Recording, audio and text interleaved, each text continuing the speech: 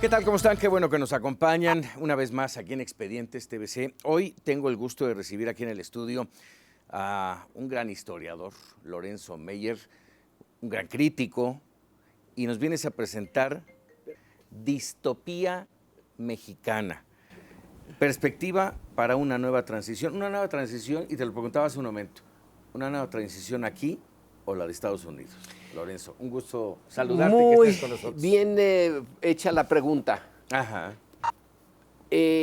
La transición mexicana era algo que se venía fraguando, se esperaba, se frustró de una manera innecesaria, trágica. La transición norteamericana no la esperábamos, ni nosotros ni ellos. Ni ellos. Es algo realmente sorpresivo, pero ex post facto ya no es tan sorpresivo. Si uno piensa en la experiencia mexicana, esto se viene gestando desde la segunda mitad del siglo pasado, del siglo XX.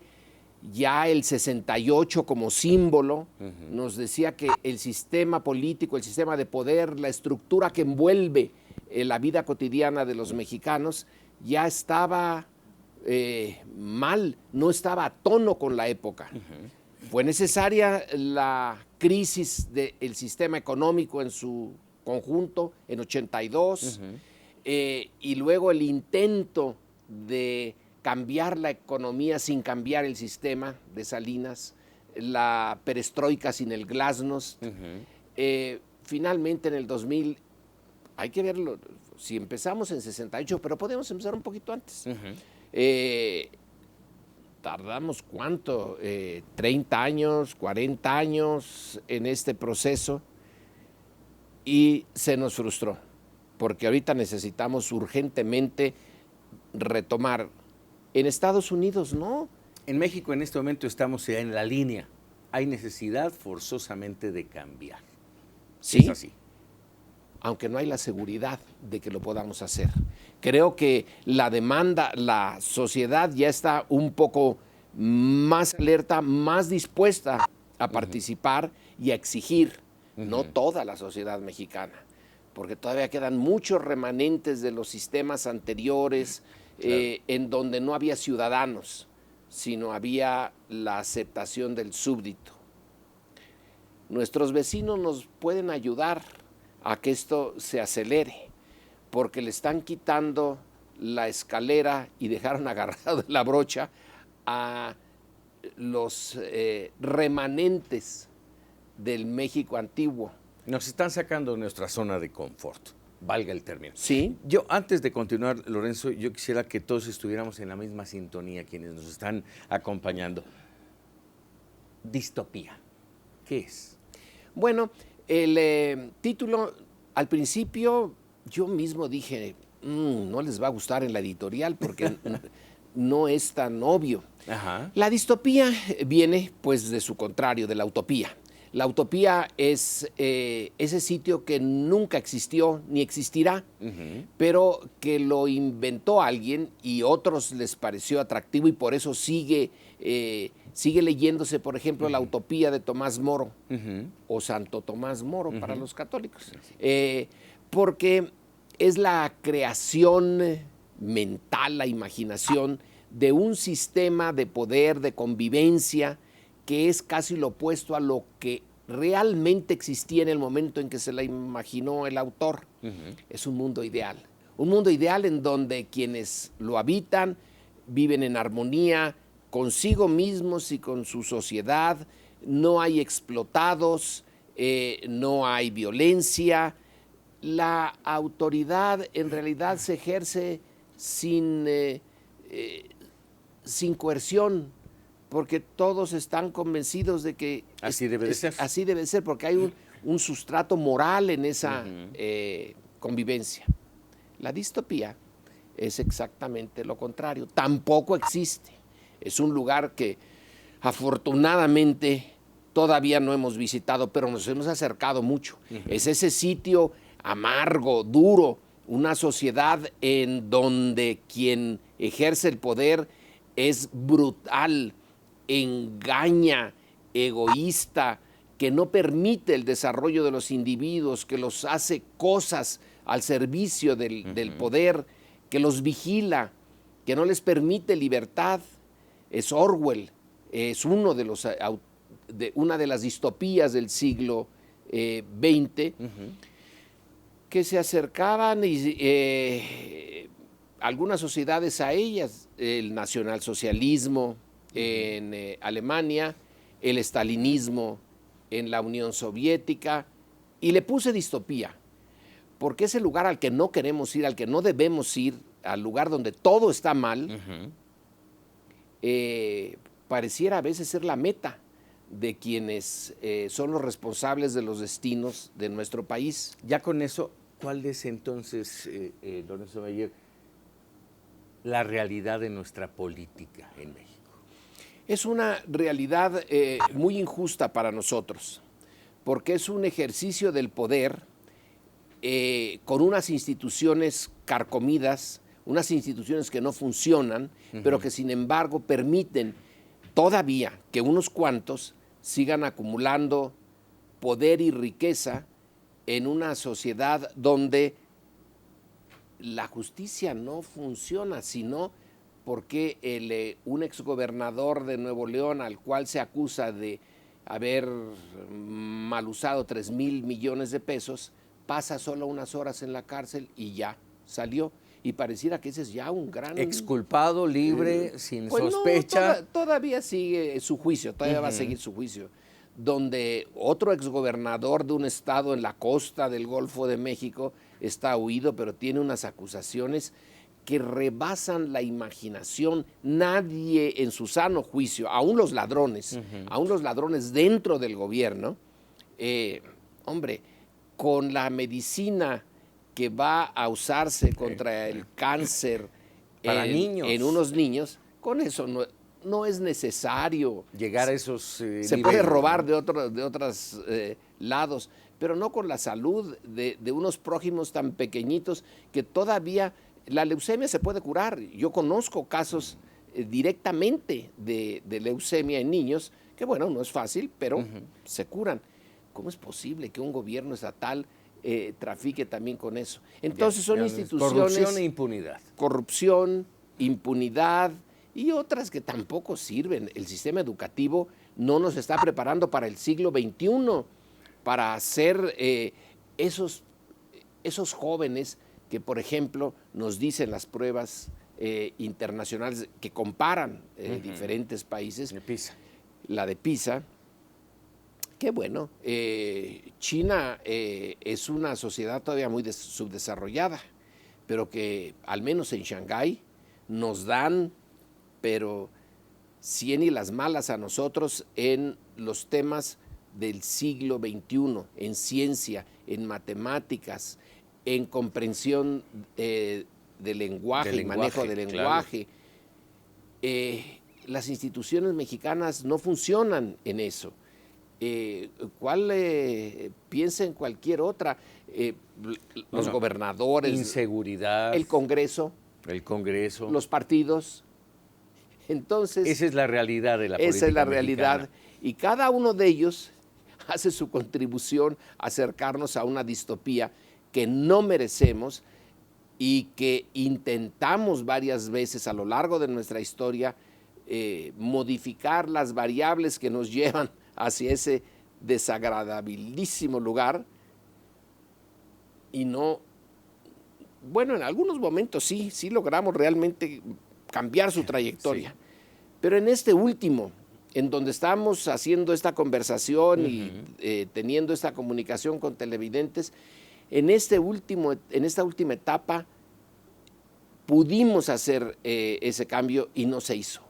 Y entonces seguimos en la trayectoria negativa. En este libro, Lorenzo, nos hablas justamente de ese camino que estamos llevando, hacia dónde vamos, sí. Y hay, por supuesto, propuestas. Mira, este último punto es interesante. En más de una ocasión lo he escuchado y hasta recibido el reproche. Muy bien, ustedes hacen el análisis de la situación, explican por qué están las cosas mal. Ahora díganos cómo es la solución. Bueno, como analista social, mi papel es estar inconforme y crítico con el entorno en el que se mueve la sociedad mexicana. La solución, para eso están, y bien pagados, muy bien pagados, otros personajes que están dentro de la maquinaria del poder. Yo le dejo al lector el material para que él llegue a sus conclusiones y también imagine las soluciones. Y también ponga acción, porque esto no es un trabajo de una sola persona, es el trabajo de una sociedad. Es así. Sí. Muy bien, Lorenzo, vamos a ir a un corte, vamos a regresar para hablar un poco más de esta situación de la política mexicana y si te parece también hablemos un poquito del vecino. Que ha sido un año, un principio de año muy complicado. Regresamos en Expedientes TVC, estamos con Lorenzo Meyer, Distopía Mexicana. Regresamos. En el Estado de México puede volver a repetir el PRI. Continuamos aquí en Expedientes TVC platicando con Lorenzo Meyer y te preguntaba hace un momento de la realidad mexicana y yo te diría, y hablábamos de una enorme cantidad, un cúmulo de problemas no resueltos. No resueltos, impunidad, corrupción, falta de educación, malos políticos. ¿Hay solución? Bueno, yo creo que sí, siempre hay solución, pero también el que la haya o no la haya depende, no exclusivamente, pero sí en gran medida, de la propia reacción mexicana. Cuando se presenta la posibilidad de que el PRI regrese al poder, a mí me horrorizó eso. Yo había señalado, además pontificado varias veces, el PRI tiene una gran biografía, pero no tiene futuro, tiene pasado, no futuro. Y es de aquí que me equivoqué, que una parte de la sociedad mexicana, ya sea por la vía de las tarjetas Monex, de las tarjetas Soriana, o de que realmente tenían una nostalgia por ese uso del poder, ese de que, bueno, roban pero salpican. Que el mal sabor de las administraciones panistas. Como respuesta a las administraciones panistas.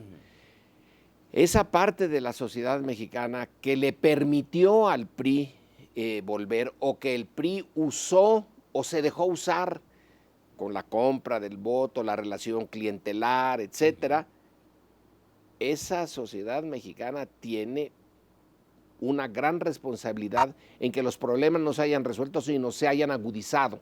O sea, no es solamente la clase en el poder, es también una parte de la sociedad mexicana. No aprendimos, vamos a caer en el mismo hoyo. Pues al menos yo me considero de la parte que se aprendió.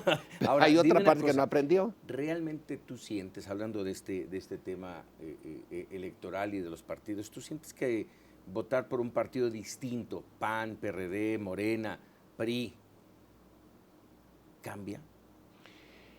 La gran mayoría de los mexicanos que ahora, y yo te lo digo, pensamos que todos son los mismos, iguales.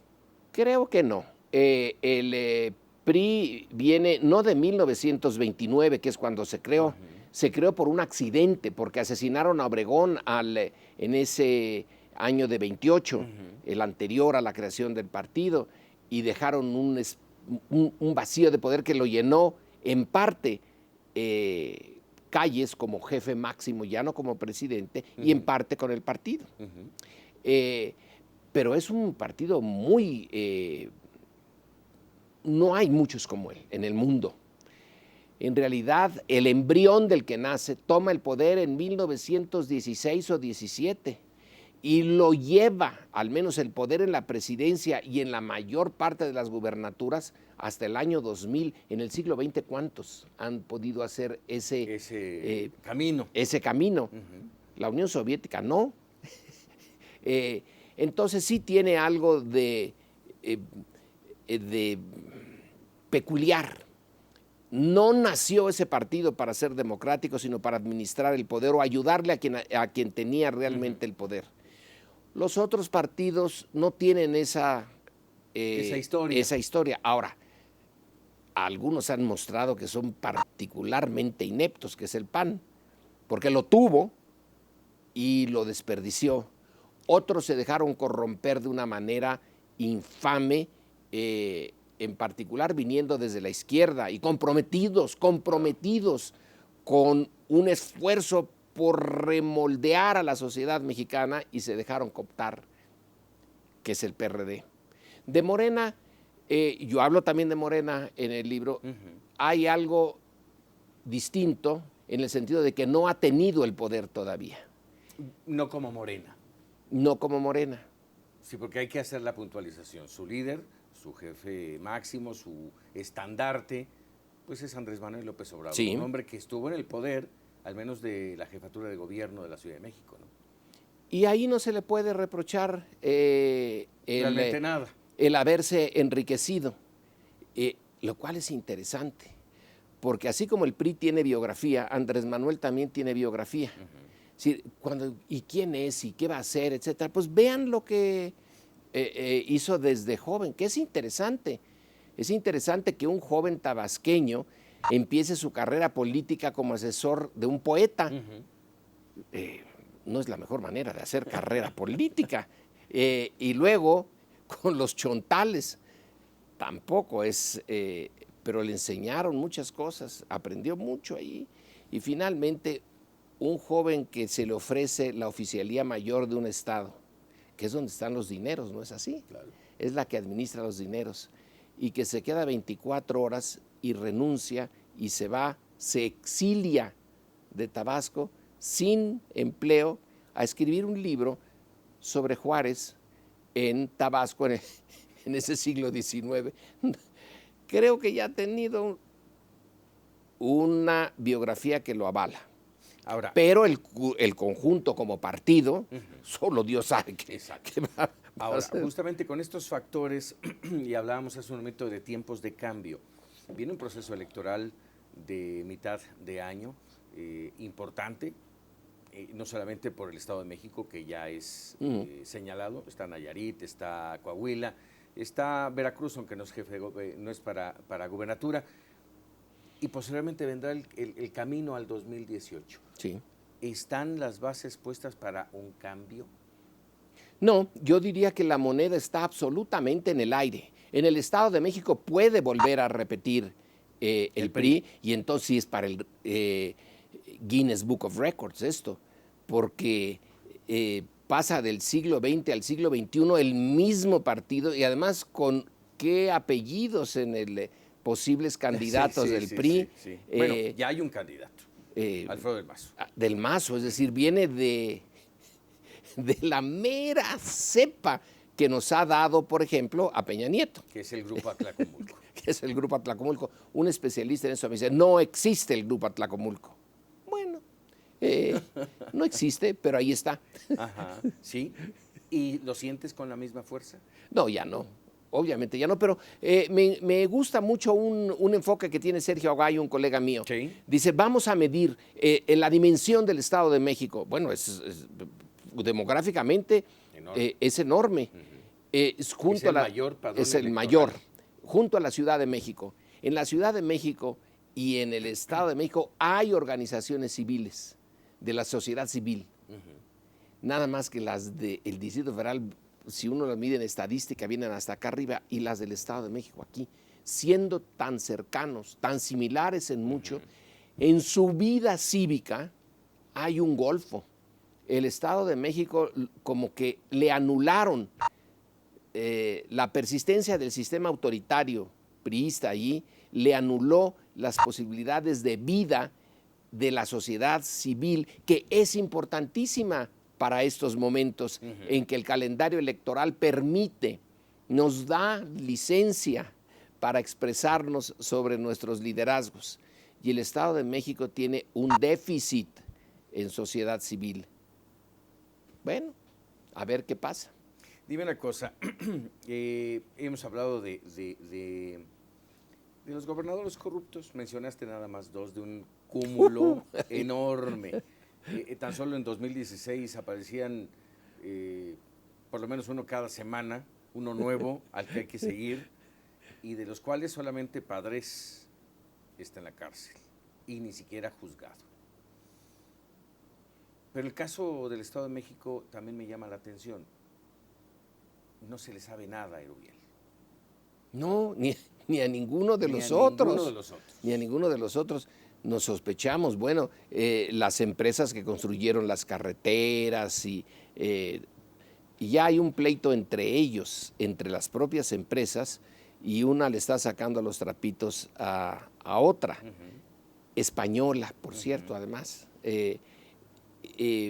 Ahí hay ya elementos para poder seguir una investigación. Lo que pasa es que no hay nadie que investigue.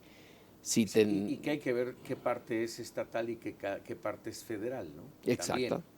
Exacto. Hay esa parte. Pero bueno, ¿tú crees que eso no va a golpear al PRI en este proceso electoral? Y te pregunto también si esto lo llegas a tocar en tu libro.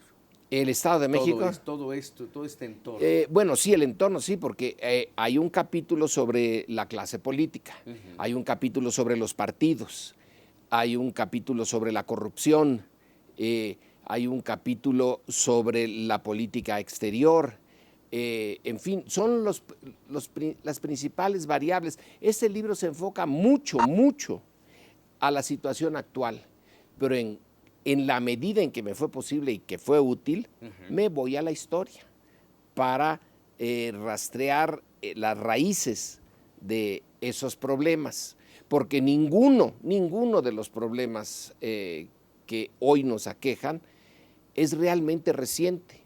Algunos los arrastramos desde la época colonial, otros del siglo XIX y sobre todo muchos ya del sistema priista autoritario postrevolucionario. Ahí se perfeccionó el control autoritario, que no totalitario, a veces se parecen. Se parece. Pero es un control más laxo, permite cierto pluralismo, pero el siglo XX tomó algunos de los males del pasado y los modernizó. Pero todos tienen una historia. Intento hacer su historia. El objetivo de este trabajo editado por Editorial Debate, que me imagino que también el texto te lleva a un debate, ¿cuál es el objetivo de este libro? Me da un poco de... ese objetivo es, sí, es buena pregunta. Y es un objetivo muy modesto.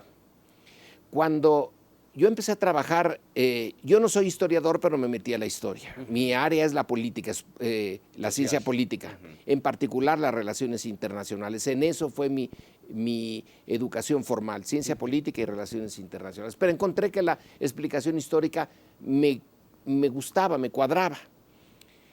Cuando hacía yo mis investigaciones recurría mucho a testimonios de gentes que vivieron, que ya no están con nosotros, que fueron testigos, y yo decía a mí mismo, ojalá pudiera alguna vez dejar testimonio, no para influir en mis lectores, y muchísimo menos ni en broma influir en los que toman decisiones, sino dejar testimonio, a lo mejor es demasiado orgullo, de que en una época tan negra como esta, no todos nos chupábamos el dedo, que estábamos conscientes de las barbaridades, de las brutalidades, de la corrupción que había en México, que podíamos hacer muy poco o nada, pero que cuando nos juzguen las generaciones que vienen, no nos juzguen tan mal, no digan bola de idiotas o bola de cómplices. No, aquí está, sí lo conocimos y lo dejamos al descubierto en la medida en que podíamos. No tenemos todos los documentos para saber exactamente cómo un gobernador se llevó hasta, solo dejó el agua destilada. Exacto. Pero esa es, ahora, si sirve para tomar decisiones a que algunos ciudadanos las tomen, adelante. Santo y bueno. Adelante. Me quedan 10 segundos, Lorenzo Meyer. Te hago 2 preguntas en una palabra. ¿Futuro para México? Está en el aire. No está asegurado nuestro futuro. Hay países, y en estos 10 segundos a lo mejor me como un poquito más, en que la mediocridad se prolongó. No estoy hablando de Argentina, pero casi. En el siglo XX desperdició su siglo XX por culpa básicamente de su clase política, teniendo muchos, muchos recursos.